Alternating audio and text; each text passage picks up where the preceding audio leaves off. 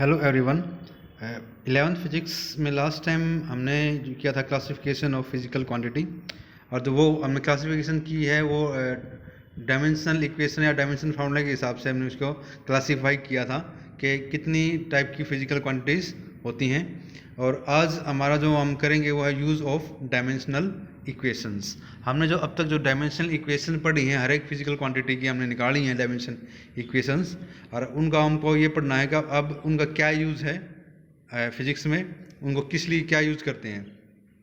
तो first use है जो डायमेंशनल इक्वेशन का, वो conversion of one system of unit to another system of unit. हम डायमेंशनल इक्वेशन को यूज़ करके एक सिस्टम ऑफ यूनिट को दूसरे सिस्टम ऑफ यूनिट में कन्वर्ट कर सकते हैं। और कोई भी फिजिकल क्वांटिटी है हमारे पास, अगर हमको एक सिस्टम ऑफ यूनिट का हमको पता है कि किसी सिस्टम में उसकी क्या यूनिट है, तो हम उसको दूसरे सिस्टम में भी उसकी यूनिट को निकाल सकते हैं डायमेंशनल इक्वेशन का यूज़ करके। और सिस्टम ऑफ यूनिट हमने पहले पढ़ चुके हैं कि सिस्टम ऑफ यूनिट जैसे CGS सिस्टम यूनिट पढ़ा है हमने, SI system, MKS system, FPS system, ये सारे सिस्टम ऑफ यूनिट हैं। हम एक दूसरे ऑफ सिस्टम ऑफ यूनिट में कन्वर्ट कर सकते हैं किसी फिजिकल क्वांटिटी की यूनिट को यूजिंग डायमेंशनल इक्वेशन। सेकंड है check the accuracy of formula. हम किसी भी फार्मूले की एक्यूरेसी को चेक कर सकते हैं कि फार्मूला ठीक है या नहीं है डायमेंशनल इक्वेशन का यूज़ करके। थर्ड है driving relations among the various physical quantity. हम अलग अलग फिजिकल क्वांटिटी के बीच में अगर हम रिलेशन निकालना चाहें तो वो हम डायमेंशनल फार्मूला का इक्वेशन का यूज़ करके हम उनमें रिलेशन निकाल सकते हैं। या हम बोल सकते हैं हम कोई भी फार्मूला को ड्राइव कर सकते हैं, हम फार्मूला का डेरिवेशन कर सकते हैं। तो ये तीन मेनली यूज़ करते हैं हम डायमेंशनल इक्वेशन का। तो इसका जो फर्स्ट हम इसमें करेंगे कि फर्स्ट यूज़ है conversion of one system of unit to another system of unit. हम यहाँ से करते हैं कि एक सिस्टम ऑफ यूनिट को हम कैसे दूसरे सिस्टम ऑफ यूनिट में हम यूनिट को कन्वर्ट करते हैं ऑफ ए फिजिकल क्वांटिटी। तो इसका जो मेन प्रिंसिपल है एक सिस्टम ऑफ यूनिट को दूसरे सिस्टम ऑफ यूनिट में कन्वर्ट करने का, वो है it is the based on the fact that magnitude of a physical quantity remains the same what ever the system of unit में बी। अब इसका जो मेन जो प्रिंसिपल यही है, ये मेन फैक्ट बेस है कि मैग्नीट्यूड जो किसी भी फिजिकल क्वांटिटी का मैग्नीट्यूड है वो हमेशा क्या रहता है, सेम। तो किसी भी फिजिकल क्वांटिटी है उसका मैग्नीट्यूड हमेशा क्या रहेगा, सेम रहेगा। वो उसमें हम यूनिट कोई भी ले सकते हैं। और इसका एग्जांपल मैं दूं, अगर हमारे पास कोई भी 1 kg का वेट है, हम 1 kg का वेट ले रहे हैं और हमको पता है kg जो यूनिट है वेट की वो है SI सिस्टम में, तो उसको अगर हम कन्वर्ट करना चाहें CGS सिस्टम में जो कि ग्राम है, ग्राम यूनिट होती है वेट की, तो वेट का जो 1 kg है वो 1 kg का 1 kg ही रहता है। क्या हो जाता है, बस यूनिट चेंज हो जाएगी। तो हम 1 kg को क्या बोलेंगे, वो कितना है, 1000 ग्राम ये बोलते हैं। तो 1000 ग्राम इक्वल होता है 1 kg के, मगर जो वेट है उसका साइज हमेशा क्या रहेगा, सेम रहेगा, वो ना तो घटता है ना बढ़ता है। तो यही इसका मेन प्रिंसिपल है कि जो size of physical quantity remain same, या हम उसको बोलते हैं magnitude of physical quantity remain same what ever the system of unit में भी। अगर कोई भी सिस्टम ऑफ यूनिट ले तो फिजिकल क्वांटिटी का साइज क्या रहता है, हमेशा सेम रहता है। और इसको मैथमेटिक किस में लिखना चाहे तो हमने पहले किया था, उसको ऐसे लिख सकते हैं, दैट इज क्यू इज क्या है, फिजिकल क्वांटिटी है। अगर हम क्यू को हम लिख रहे हैं एक सिस्टम ऑफ यूनिट में, उसको हम लिखेंगे N1 U1। N1 क्या है, number of time unit is repeated, and U1 क्या है, यूनिट फॉर सिस्टम 1 के लिए। ऐसे ही वो इक्वल टू हम अगर सिस्टम ऑफ यूनिट चेंज करें तो उसकी वैल्यू किसकी इक्वल हो जाएगी, N2 U1। N2 क्या है, number of time second unit is repeated, and U2 क्या है, यूनिट ऑफ सेकंड सिस्टम। तो ये ऐसे हम इसको इसमें लिख सकते हैं। ये आती हमारी फिजिकल क्वांटिटी। तो let the dimension of given physical quantity. तो अगर हम किसी फिजिकल क्वांटिटी की हम डायमेंशन निकालना चाहें तो हम कैसे निकालते हैं कि dimension of physical quantity that is Q equal to, हमको पता है M क्या लेते हैं फॉर मास के लिए, M की पावर हम A ले रहे हैं क्योंकि हमको पता नहीं है इसकी कितनी इस मास की वैल्यू है, A, M की पावर A, L की पावर B और टी की पावर क्या आ जाएगी सी। ए बी और सी क्या है, ये हमारे पास हमने मानी है कि ये एम एल और टी की क्या है, ये पावर है, जो हम डायमेंशन फार्मूले के हिसाब से निकालते हैं। Let m1 l1 and t1 are the unit of mass, length and time in system of unit u1। m1 l1 and t1 को हमने मास, लेंथ एंड टाइम की यूनिट ली है फॉर यूनिट, ये सिस्टम की यूनिट है, और यूनिट क्या ले रहे हैं हम इसके लिए u1 यूनिट ले रहे हैं। तो ऐसे ही m2 l2 and t3 are the unit of mass, length and time in system u2। System u2 के लिए m2 l2 और t2 क्या है, unit of mass, length and time. तो ये हमने इसमें अलग अलग चीज़ हमने मानी है। तो एस हमको फार्मूला पता है, फार्मूला हमारे पास अभी नहीं देखा है, as Q equal to n1 u1 equal to n2 u2। अगर ये हमारे पास फार्मूला है तो हम इसमें u1 की वैल्यू पुट कर सकते हैं, जो हमने अभी ऊपर लिखी है। तो u1 की वैल्यू क्या है, इसमें u1 की वैल्यू जो आ जाएगी वो आ जाएगी ये u1 की वैल्यू आ जाएगी हमारे पास। u1 के लिए हम मास, लेंथ और टाइम की यूनिट ले रहे हैं m l और t, m1 l1 और t1, और a b और c क्या हो जाएगी उनके पास पावर, ये उसकी क्या हो जाएगी आपस में उनकी पावर हो जाएगी। ऐसे सिस्टम 2 के लिए हम वो क्या होगा हमारे पास, इक्वल टू लगाएंगे n2 के। तो सिस्टम सेकंड सिस्टम के लिए जो सेकंड सिस्टम क्या है हमारे पास u2, उसके लिए हम u2 की वैल्यू जो लिख रहे हैं वो हमारे पास है ये वैल्यूज़ m2 की पावर a, l2 की पावर b, t2 की पावर c।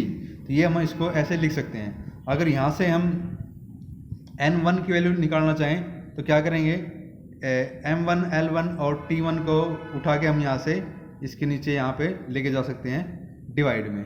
तो हमारे पास ये जो वैल्यू आएगी, ये वैल्यू आ जाएगी, जो इसकी वैल्यू है हमारे पास आ जाएगी n1 की वैल्यू, ये वैल्यू आती है।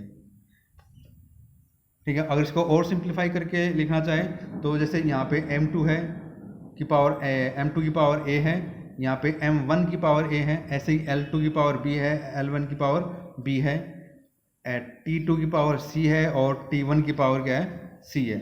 अगर इनको कॉमन ले लें हम इनमें सारी पावर को, तो हम इसको लिख सकते हैं n1 equal to n2 bracket m2 divide by m1 की होल पावर a, ऐसे ही l2 डिवाइड बाई l1 की होल पावर b, और t2 डिवाइड बाई t1 की होल पावर c।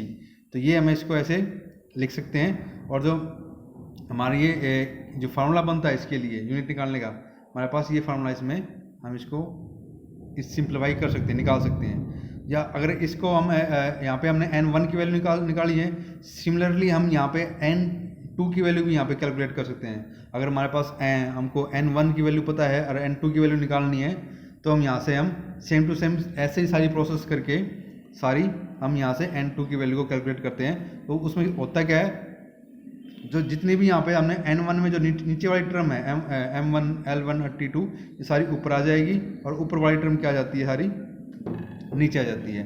तो ये हम इसमें ऐसे कर सकते हैं। अगर इसका ये यहाँ से हम यूनिट को कन्वर्ट कर सकते हैं, एक सिस्टम ऑफ यूनिट को दूसरे सिस्टम ऑफ यूनिट में।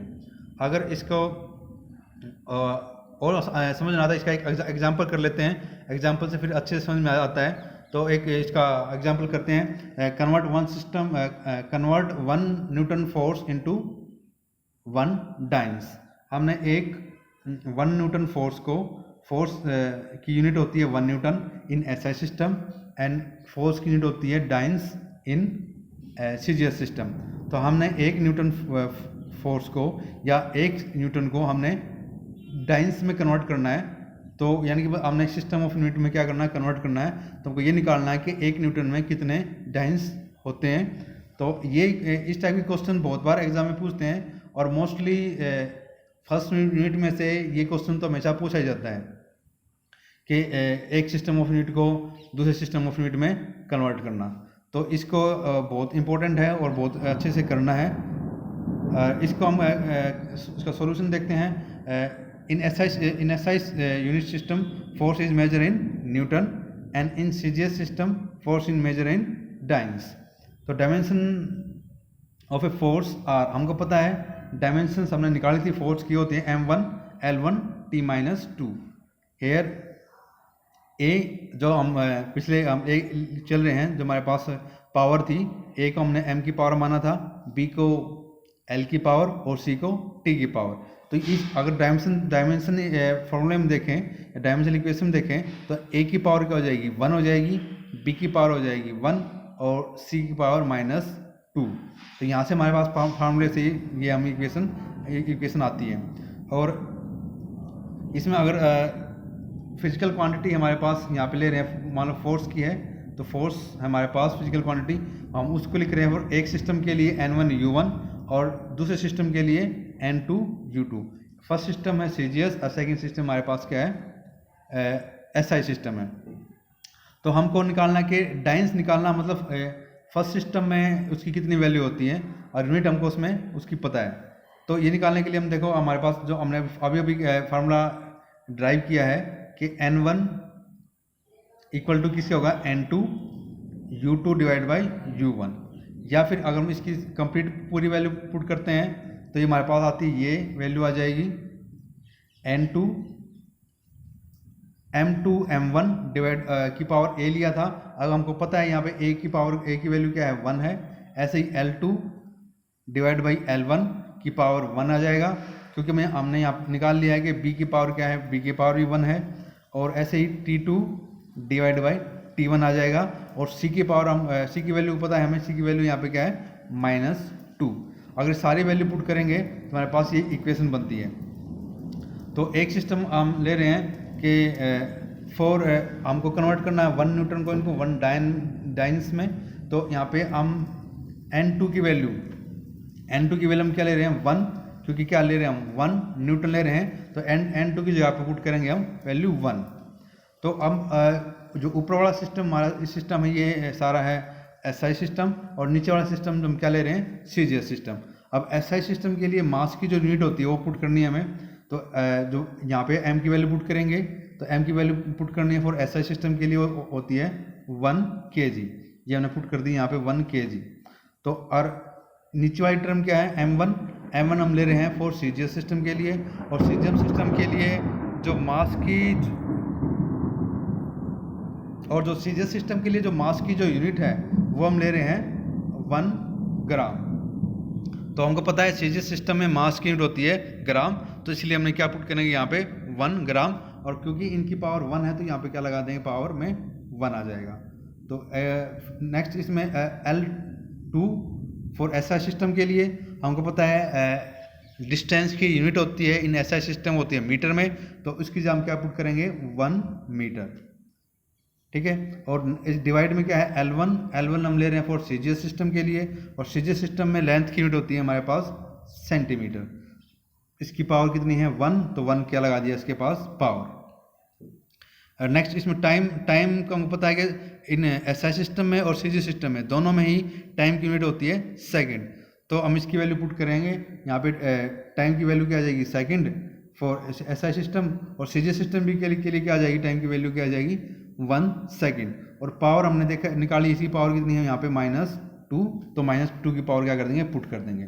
तो अब इसमें ये देखते हैं कि नेक्स्ट स्टेप में आगे चलते हैं। यहाँ तक हमला कंप्लीट हुआ, तो नेक्स्ट स्टेप हमारे पास आएगा ये 1 की जगह 1 पुट किया है ब्रैकेट में, 1 kg में कितने ग्राम्स होते हैं हमको, क्योंकि CGS में कन्वर्ट कर रहे हैं तो हमको ये kg को ग्राम्स में कन्वर्ट कर सकते हैं। तो हमको पता है 1 kg इक्वल टू 1000 ग्राम, तो ये वैल्यू पुट कर दी, और 1 ग्राम का क्या जाए नीचे 1 ग्राम आ जाएगा। ऐसे हमको पता है कि 1 मीटर में कितने सेंटीमीटर होते हैं, वो होते हैं 1 मीटर में होंगे 100 सेंटीमीटर, तो 100 सेंटीमीटर पुट कर दिया, और 1 सेंटीमीटर का 1 सेंटीमीटर, पावर में क्या लगाएंगे 1।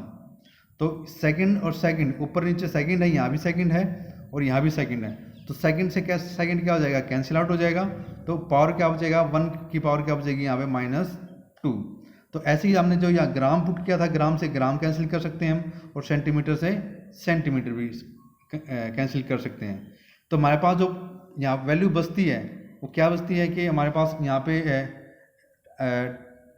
यहाँ पे हमारे पास 10 की पावर 3 है, मतलब 10 की पावर अगर 3 जीरो है तो हम उसको क्या बोलेंगे, 10 की पावर 3 है। यहाँ पे हमारे पास क्या है, 10 की पावर 2 है, और यहाँ पे 10 की पावर कुछ नहीं है, ओनली 1 बचेगा हमारे पास यहाँ पे।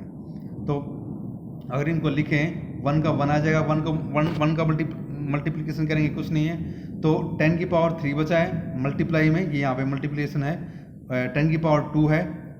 तो इसको हम लिखेंगे तो हमारे पास जो अगर मल्टीप्लिकेशन में होता है तो पावर क्या हो जाएगी, ऐड हो जाएगी, तो जो हमारी टोटल पावर आती है 10 की होती है 10 की पावर 5। अब हम लेके चल रहे थे 1 न्यूटन को, अगर n1 की वैल्यू क्या थी ले रहे थे हम, n की 1 न्यूटन, तो हमारे पास क्या वैल्यू आई है, हमारे पास जो वैल्यू आई है वो आई है 10 की पावर 5। ये हमारे पास क्या आई है, इतने डाइन्स आ गई हैं। तो हमने कन्वर्ट कर दिया 1 न्यूटन को, वो इक्वल टू होता है 10 की पावर 5 डाइन्स, मतलब 1 न्यूटन में 10 की पावर 5 डाइन्स होंगे। तो ये हमने क्या किया है, एक सिस्टम ऑफ यूनिट को अनदर सिस्टम ऑफ यूनिट में कन्वर्ट किया है, मतलब एसआई सिस्टम ऑफ यूनिट को सीजे सिस्टम ऑफ यूनिट में। तो ऐसे हमको करना है, तो ऐसे ही हम वर्क को भी कर सकते हैं। वर्क की यूनिट इन एसआई सिस्टम में जूल होती है, और उसको अगर हम सीजे सिस्टम में कन्वर्ट करें, सीजे सिस्टम में अर्ग होती है, तो हम जूल को अर्ग में कन्वर्ट कर सकते हैं, जो आसानी से सेम ऐसे ही है, सेम यही प्रोसेस चलेगी, हर एक में ये आती हैं और बहुत बार एग्जाम में क्वेश्चन पूछ लेते हैं। तो ये आज के लिए बस इतना ही है। नेक्स्ट हम करेंगे कल के हमारे पास हम फार्मूले की एक्यूरेसी चेक करना, ठीक है, और किसी फार्मूले को ड्राइव करना, इसके 2 पॉइंट और रहते हैं, वो हम नेक्स्ट कल करेंगे। Thank you.